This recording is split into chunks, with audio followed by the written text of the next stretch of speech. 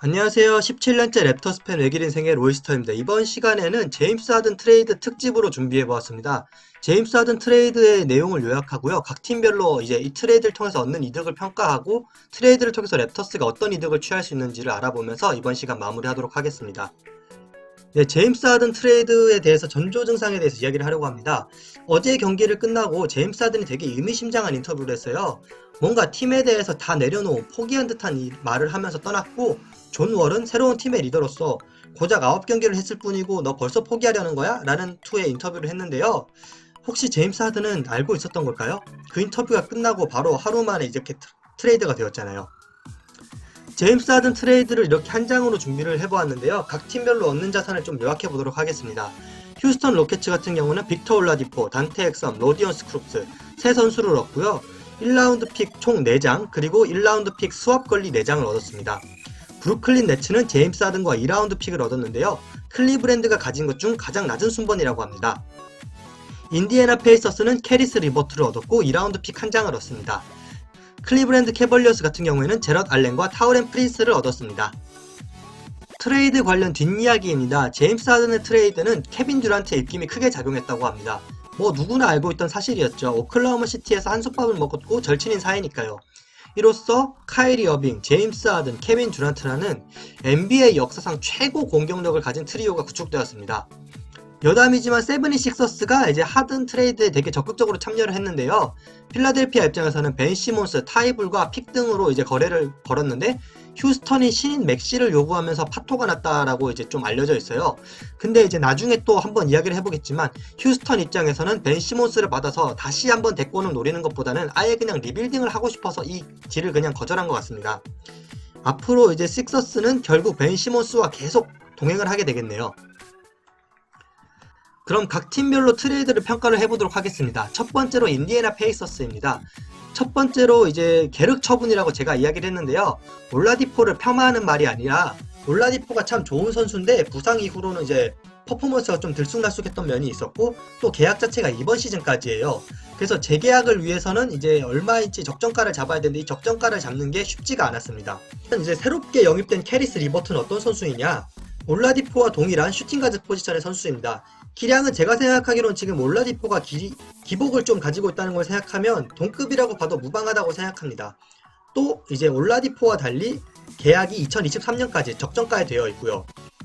또 이제 르버트가 옴으로 인해서 사보니스를 인옵션, 브록던을 2옵션, 르버트를 3옵션으로 두는 이제 교통정리가 어느 정도 이루어졌습니다.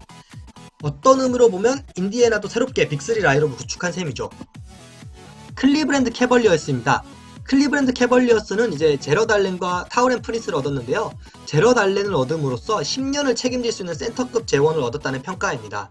이렇게 좋은 선수를 얻은 건 좋지만 지금 빅맨진이 지금 클리브랜드 캐벌리어스 너무 많습니다. 제가 지금 나열을 해보면 제럿 알렌, 레니 낸스 주니어, 케빈 러버트, 안드레 드러먼드, 쏨 메이커, 자베일 맥기 너무 많죠. 따라서 이제 교통정리에 들어갈 건데 첫 번째로 이제 쏨 메이커는 방출을 하고 계약이 올해까지인 드러먼드는 트레이드를 알아볼 것으로 보입니다. 자베일 맥기도 계약이 이번 해까지이긴 하지만 팀 내 라커룸 리더로서 이제 좋은 활약을 펼쳐주고 있기 때문에 올 시즌은 이제 맥기와는 함께 갈 것으로 보입니다.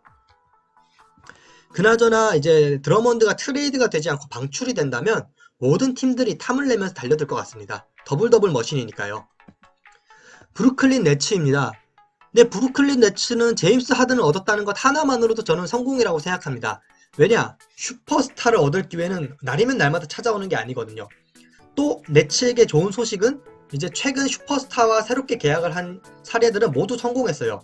재작년에 이제 카와이 레너드와 지난 시즌에 앤서니 데이비스 둘 다 우승했잖아요. 또 계약이 2022년까지입니다. 이 말인 즉슨 하든이 이번 시즌에 우승을 하지 못한다 하더라도 내년에 한 번 더 이 멤버로 도전할 수 있다는 거죠. 그럼 다음 숙제는 뭐냐? 내부 정리죠. 일단 제럿 알렌이 떠난 센터는 디안드레 조던으로 교체될 것 같고요. 카이리 어빙이 문제입니다. 이제 지금도 잠수를 타고 있는데 이제 들리는 루머에 의하면 이 하든 트레이드 때문에 자기가 좀 삐졌다고 하는 루머가 있더라고요. 어빙을 잘 추스려서 이렇게 빅3 라인업을 제대로 가동하는 것이 중요하다고 봅니다. 마지막으로 휴스턴 로켓츠입니다. 휴스턴 로켓츠는 빅터 올라디포와 단테 엑섬을 받아왔는데요. 이 두 선수들은 모두 만기 계약인 선수로 이번 시즌이 끝나면 계약이 종료됩니다. 이 선수들의 계약이 끝나면서 이제 받은 드래프트 픽을 이용해서 리빌딩을 하려는 것 같아요. 그렇게 리빌딩을 하고 싶었기 때문에 좋은 선수임에도 불구하고 벤 시몬스를 받는 세븐이식서스와의 트레이드를 하지 않은 거죠. 또한 픽 스왑 권리라는 보험까지, 일종의 보험까지 들어가 있기 때문에 휴스턴 로켓츠의 리빌딩은 순조롭게 이루어질 것으로 보입니다. 또 하든이 이렇게 떠나게 되면서 팀 분위기도 바뀔 것 같습니다. 존 월을 리더로 새롭게 재편될 것으로 보이면서, 하든이 워낙 스트립 클럽을 좋아했잖아요. 이런 하든이 떠나고 성실하고 착한 올라디포가 오면서 팀 분위기도 다시 한번 으쌰으쌰하는 분위기로 바뀔 수도 있을 것 같지만, 올라디포가 이제 자기가 휴스턴보다는 마이애미를 원한다는 루머가 있기 때문에 이렇게 휴스턴 로켓츠는 받은 빅터 올라디포를 대상으로 마이애미와 새롭게 트레이드를 또 알아볼 가능성도 있습니다. 가창력은 올라디포가 하든보다는 훨씬 낫죠. 이거 하나만은 휴스턴 윈이네요. 그렇다면 토론토 랩터스는 이 트레이드를 통해서 뭘 할 수 있을까요? 이제 아까 말씀드렸다시피 클리블랜드 캐벌리어스가 이제 빅맨진 정리에 들어갈 거예요. 그게 안드레 드러먼드가 되었던 저베일 맥기가 되었던 시장에 한 두 선수는 분명히 나올 건데, 이 두 선수를 상대로 좀 협상을 진행해서 토론토에 영입을 하는 것이 중요하다고 생각합니다. 또 네츠가 더욱더 강해졌죠. 안 그래도 지금 분위기가 좋지 않은데 네츠마저 더 강해지면 앞으로 플레이오프 가기 좀 더 힘들어 보입니다. 따라서 랩터스가 그냥 이번 시즌을 리빌딩 시즌으로 바꿔버릴 수도 있는데, 지금 10경기밖에 치르지 않았으니까 좀 더 시즌을 지켜보고 한 시즌이 절반쯤 진행됐을 때 리빌딩이냐 아니면 리툴링이냐 이렇게 정할 것 같습니다. 드러먼드 생각하니까 이제 옛날에 테레스 로스라는 선수를 랩터스가 뽑았어요. 드러먼드 바로 앞순번에 뽑았던 선수였는데 생각이 납니다. 이번 시간 제가 준비한 자료는 여기까지입니다. 이제 좋아요와 구독 언제나 환영이고요. 궁금하신 점, 또 나누고 싶은 이야기 있다면 댓글로 남겨주시면 또 제가 즐겁게 답글을 달아드릴 수 있도록 하겠습니다. 감사합니다.